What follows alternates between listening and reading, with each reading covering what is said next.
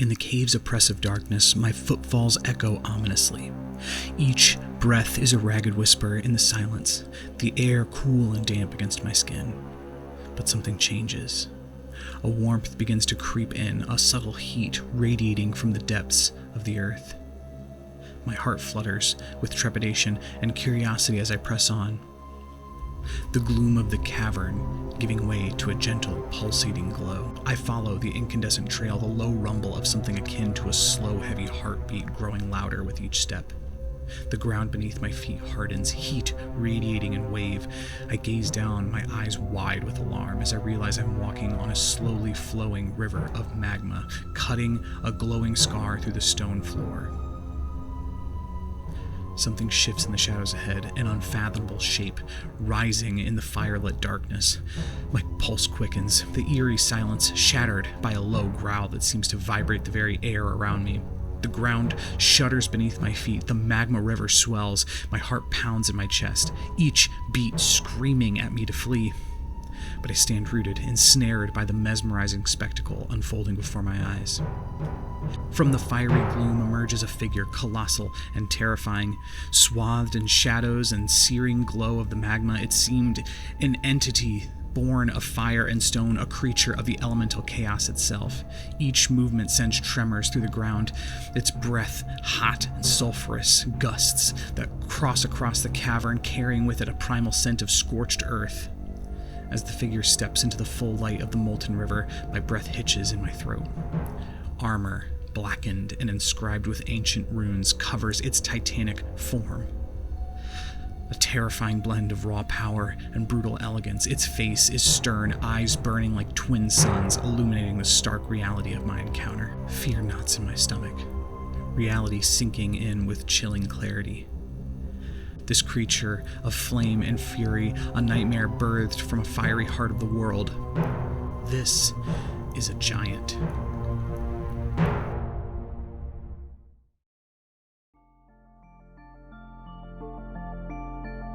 In our world, creatures from myths and lore exist, inspiring both fear and awe. Giants towering over our understanding and imagination are such entities.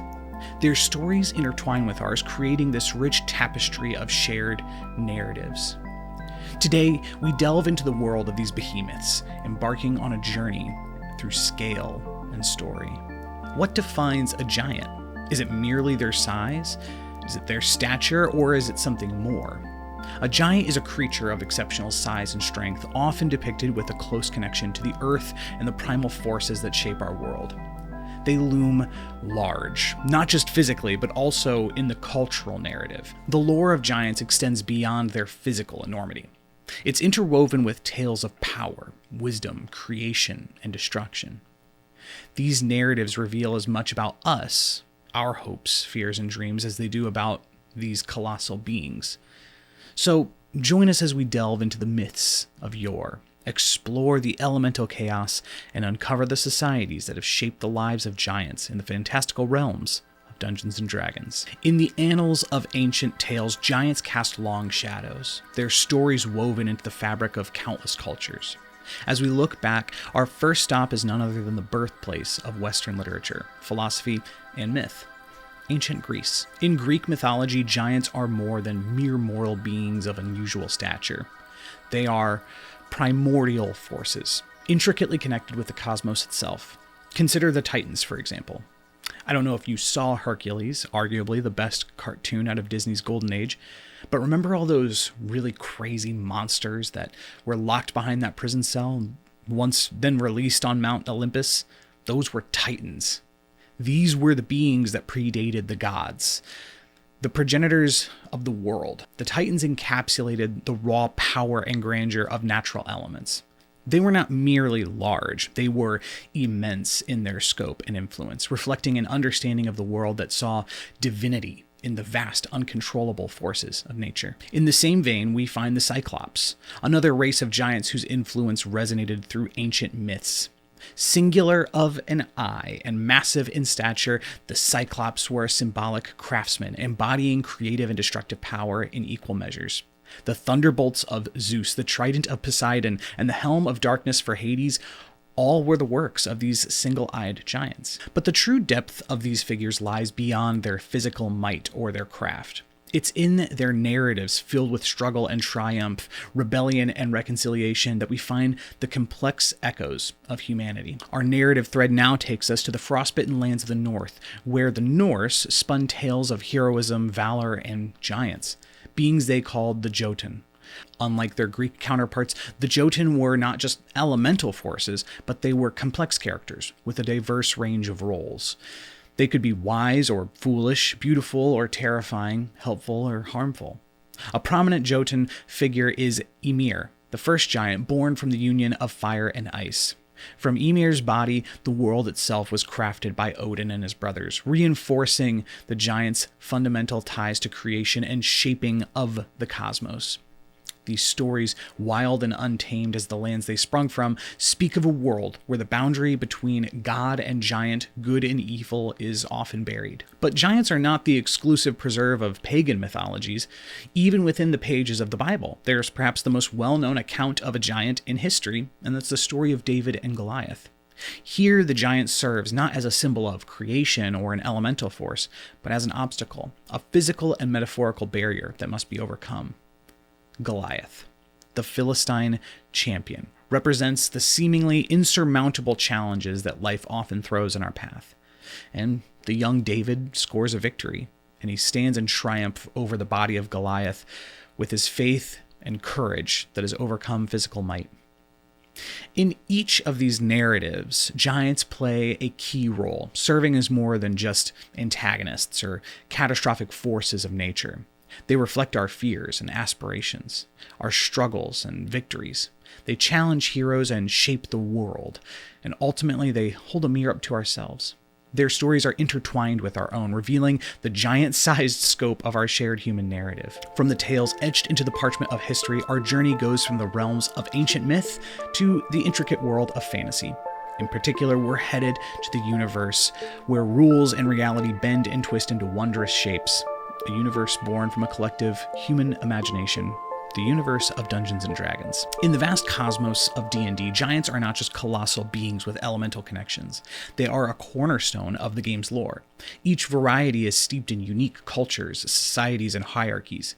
They're beings of profound depth and detail, imbued with a sense of history and culture that sets them apart from the simplified interpretations of old. To truly appreciate the depth and complexity of D&D giants, we need to step back, way back, in the D&D cosmology to the earliest epochs, to a time shrouded in mystery and chaos, a tumultuous era known as the Dawn War. In the cradle of existence, amidst the swirling chaos of unformed reality, emerged the primordials and the deities. The primordials, beings of raw, volatile, elemental energy, clashed with the deities. This struggle for supremacy, this cosmic war, was waged on the primal stage of the world itself, shaping and defining its very fabric. It was in the heart of this conflict from the volatile energies of the elemental chaos that the giants were born. Crafted by the primordials as their soldiers in the celestial battle, giants are living relics of the Dawn War. They're embodiments of the primal energies of the elemental chaos. Each type of giant, from hill giants to the magnificent storm giants, traces its origins to a different facet of the elemental chaos, resonating in their physical attributes, their powers, and their behaviors. Fire giants, for instance, embody the fierce, destructive aspect of fire from the primordial flames of elemental chaos, while frost giants reflect the chilling and enduring winds and waters of the primeval plane. Their origin in the elemental chaos also fundamentally shaped the giants' societal structure, known as the Ordning. The Ordning not only ranks giants based on their type, but also is deeply influenced by the raw chaotic power and hierarchy inherent in the plane of their birth. The Dawn War underscores the tension between chaos and order, a theme that is at the very heart of D&D. Born from the elemental turmoil of the Dawn War, Ostoria was a realm of unparalleled grandeur, established by Annam, the Allfather, the greatest of all of the deities in the giant pantheon. In those legendary days, giants reigned supreme, their kingdom stretching far across the entirety of Faerun. It was the golden age for giantkind, a time when the Ordning held strong and it was unbroken. The giants lived in harmony with their elemental legacy. But Ostoria was more than a testament to the giants' architectural prowess and power. It was at the heart of giant culture, the cradle of their civilization, a symbol of their unity. The Ordning wasn't just an arbitrary hierarchy, it was the bedrock of their society, a reflection of their deep-seated beliefs in structure and balance. But Ostoria couldn't escape the tides of time and of war. With the uprising of dragons, the giants' age-old rivals, Ostoria found itself locked in a conflict that would become known as the Thousand-Year War. A brutal, devastating war that would not only reshape the world, but would also fracture the once unshakable Ordning. The fall of Ostoria marked the end of the Giants' Golden Age, leaving behind remnants of its former glory scattered across Faerun. In the ruins of Ostoria, we witness the transience of power, the inevitable rise and fall that comes with the passage of time. It serves as a stark reminder of the fragile balance upon which societies stand and how yet even the mightiest and largest can fall. Yet there's a certain beauty in the resilience of the giants. Despite the loss of Ostoria, they managed to endure and adapt, preserving fragments of their heritage and culture through the tumultuous ages to come. Once a proud and mighty civilization, their population has been reduced to a mere fraction of its former glory. Across the vast expanse of Faerun, only around 500 giants of each kind remain. This severe decline stands as a testament to the devastating consequences of this ancient conflict and the ever-changing tides of fate. As these dwindling giant communities navigate the present landscape, their existence echoes with the remnants of a glorious past, a poignant reminder of the ebb and flow of power and the fragility of even the mightiest civilizations. Many may not know this, but deeply intertwined into the lore of giants is an age-old rivalry, a conflict that resonates throughout the cosmos and shapes the very course of their existence. We're speaking about their embittered feud with another iconic race in the D&D universe, the dragons. The genesis of this conflict is shrouded in the mists of creation itself. Legend has it that during the Dawn War, a cataclysmic conflict between the gods and the primordials, the dragons and the giants, found themselves on opposing sides. Giants, the progeny of their primordials, and dragons, favored by many gods, clashed in a conflict as monumental as their colossal forms. This ancient enmity has echoed down through the ages, shaping not only the interactions between these two races, but also the very fabric of the D&D universe itself. Giants and dragons, both born of ancient, powerful beings, embody these fundamental cosmic forces. As much as this rivalry wreaks havoc and leads to epic conflicts, it also plays a vital role in preserving the delicate equilibrium. Imagine for a moment a world where one side prevails completely over the other. A world dominated by giants, left to the mercy of the raw elemental chaos they embody.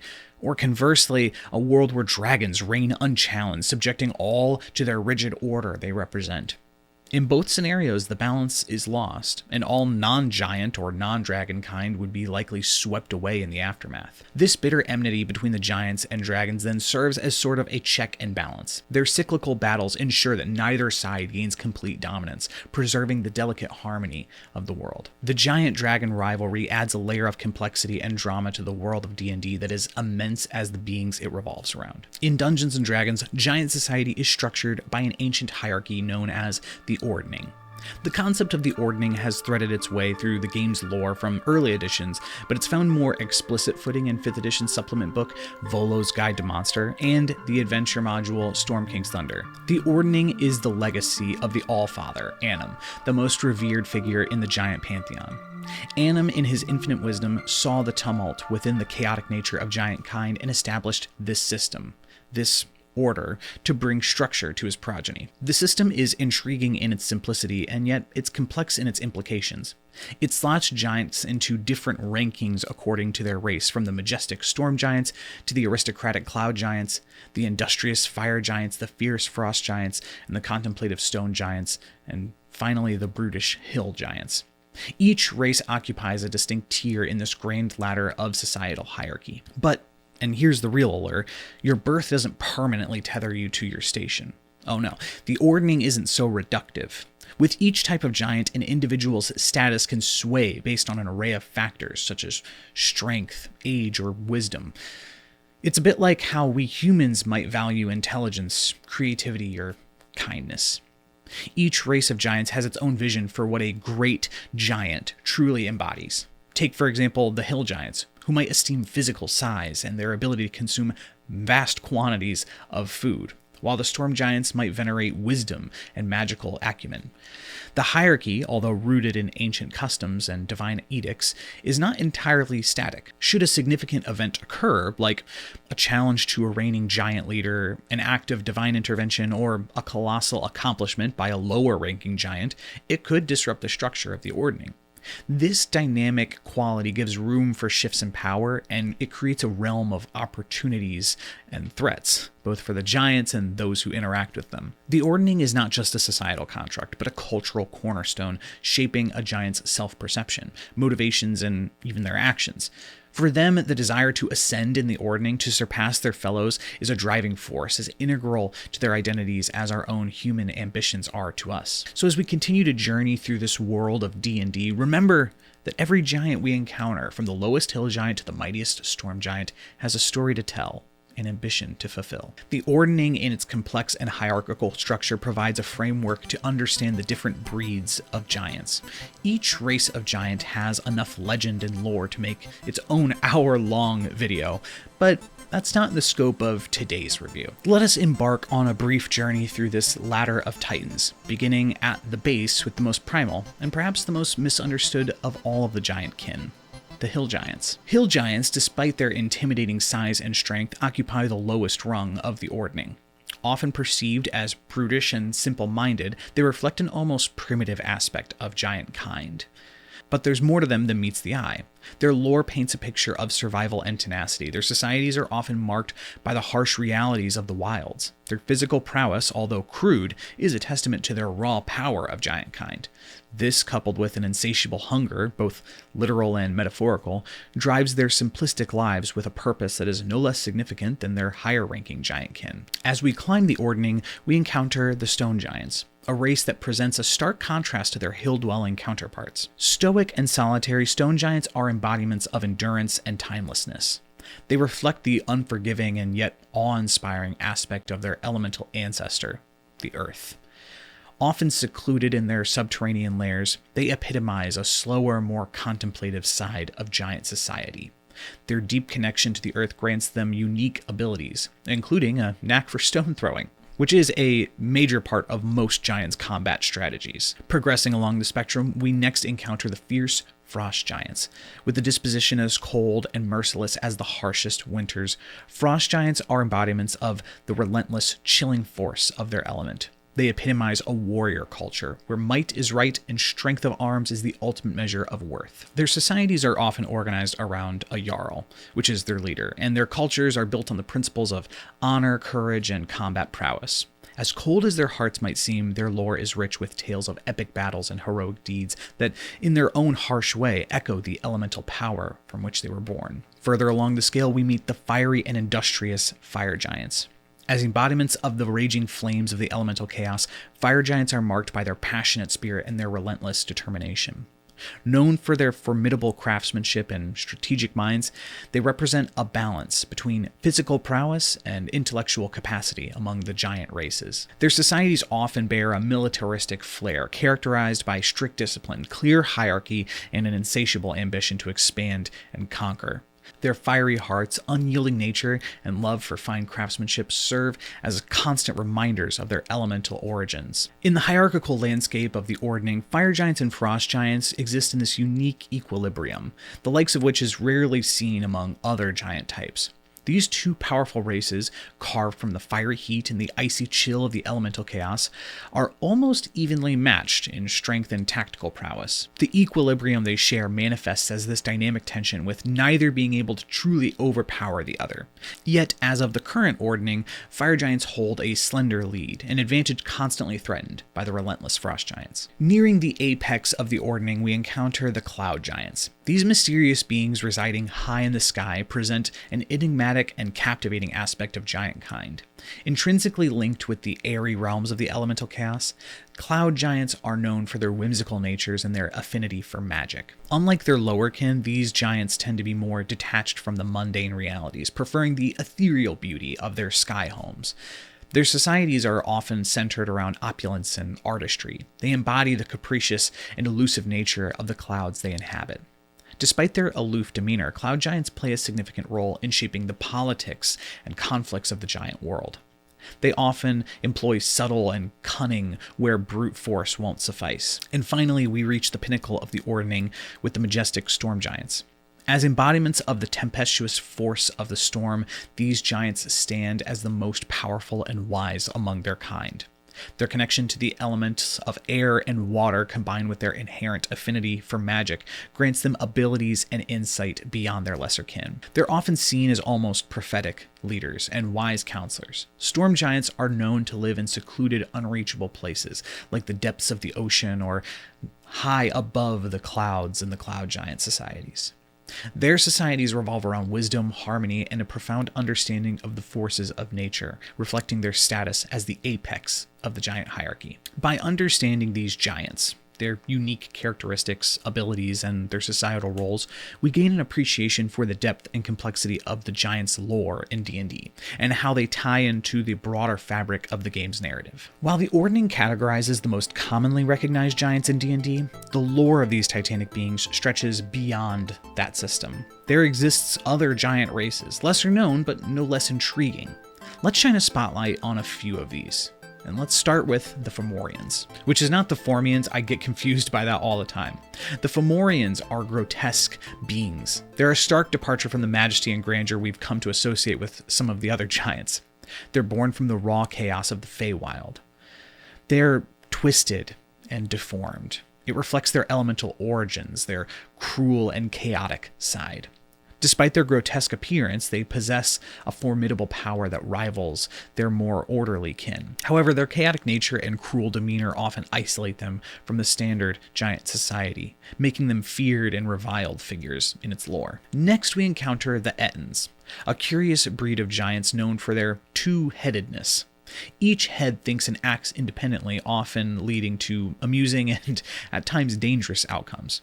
Despite their lack of social grace and relative simplicity, Ettins represent a fascinating aspect of giant kind. They occupy kind of this unique niche in the giant society, often falling out of the traditional Ordning, yet their strength and their brute force and their unusual nature makes them a memorable counter in any D&D campaign. Often overlooked due to their relatively smaller size, the Verbeegs are known for their cunning and deceitful nature. These giants exemplify the concept that strength isn't always measured in size. Their intelligence and manipulative abilities allow them to fit into the giant society in their own unique way. They often play roles that their more larger and brawny kin can't fulfill. Then there's the Death Giant. It's one of my favorite of the lesser-known giants. In the shadowed corners of the Dungeons & Dragons universe, you'll find these giants that deviate from the traditional castes of the Ordning. These titans are a relatively new addition to the D&D lore, first introduced in the 5th edition supplement Mordenkainen's Tome of Foes. But what is a death giant? In essence, they're a result of a catastrophic blend of power, ambition, and hubris. Once potent spellcasters among cloud or storm giants, these individuals attempted to cheat death itself, seeking to harness necromantic energies to extend their lifespan. In this, they succeeded, but at a terrible cost. The process transformed them into death giants, beings trapped on the threshold between life and undeath. But beyond their physical transformation, it's their shift in purpose that's perhaps the most terrifying. No longer content with the typical ambitions of their kind, death giants obsess over the manipulation and domination of death itself. To fuel their necromantic powers, they mercilessly hunt the living, raising their victims as undead minions. Not bound by the conventional confines of the Ordning, death giants exist on the fringe of giant society. Lastly, it's impossible to overlook the species known as the giant kin. This term refers to the races that share a common lineage with giants, but have evolved into a unique species, kind of their own take on giants. For example, the Firbolgs, a race of peace-loving and forest-dwelling giant kin, who, despite their towering stature, have a close connection with nature and a deep respect for all living things. Then there are the nomadic Goliaths, beings that have adapted to harsh terrains and are known for their competitiveness, endurance, and their sense of fair play. On the more brutish side of things, we have ogres, often depicted as dim-witted and yet brutally strong and violent creatures. Despite their vastly different cultures and characteristics, all of these races share a common thread, a glimpse into the fascinating tapestry of giant heritage, a testament to the far-reaching impact of giants in the world of D&D. As we walk through the echoes of ancient times, the colossal footprints, let's say, we can take a moment to contemplate the impact that giants might have in your D&D world, and indeed how they can shape the game itself. A world where giants exist is a world that is sculpted, quite literally, by their presence. History weaves an undercurrent of ancient power into the lore of your campaign setting. A quiet village that huddles in the shadow of crumbled statues could be residing amidst the fallen remains of a forgotten Ostorian outpost. As your adventurers tread through these lands, they're not just passing through an environment, but they're traversing through time itself, brushing against the remnants of an era where giants walked as rulers of the world. And giants aren't mere keepers of the past, but shapers of the present as well. Their behaviors and interactions with the world around them and their age-old customs leave a physical imprint on the land. From caves carved into the side of mountain faces by stone giants to the intricate cloud castles woven by cloud giants in the sky, these marvels of architecture don't just serve as layers for these titans, but they stand as a testament to their elemental roots and their aesthetics. Even in a simpler sense, imagine your adventurers tracking a wild beast across a forest, only to find their path intersected by this vast furrow, a footpath worn into the earth by generations of hill giants making a trek. Or consider the awe your players might feel when they find a river whose course has been altered by the casual repositioning of a boulder by a passing storm giant. In essence, a world inhabited by giants is shaped by their presence, etched within the history and imbued with their elemental essence. As a dungeon master, incorporating these influences not only enhances the richness of your world, but also immerses your players deeper into the game as they navigate landscapes and unearth histories touched by these titanic beings. The footprint of the giant extends beyond their physical presence, rippling out to touch every corner of the world. As our exploration of giant lore in Dungeons & Dragons draws to a close, we find ourselves standing metaphorically among these titanic beings, peering down at the landscapes we've journeyed. We've looked deeply into the fantastic realms of D&D, delving into the giants' origins, from the elemental chaos to their ancient rivalry. I keep saying rivalry with dragons. We've also looked at their hierarchical complexities of the Ordning and the intriguing and varied personalities of the different types of giants. Each giant, from the humble hill giant to the majestic storm giant, from the twisted Fomorians to the cunning Verbeegs, represent a unique facet of the game's world. They each weave their narratives into this overarching story of D&D, shaping adventures, influencing politics, and offering players and dungeon masters alike endless possibilities for exploration. Understanding this lore, embracing its complexity, and integrating it into your gameplay can profoundly enrich your D&D experience. It offers depth to your adventures, motivates your characters' actions, and it provides a profound backdrop to your epic narratives. It's all just a testament to the beauty of Dungeons & Dragons, a world that is vast and varied as our imaginations. So I encourage you, fellow adventurers and storytellers, to delve deeper, explore the forgotten corners of the D&D multiverse, unearth ancient histories, and let them inspire your tales. Because at the end of the day, each of us, in our own unique way, is a storyteller. And the world of D&D, with its myriad of creatures and races, its lore and its mysteries, is our canvas. So let us paint with our narratives, as vibrant and varied as the giants themselves. Thanks for watching, and I'll see you in the next one. Good luck out there, adventurer.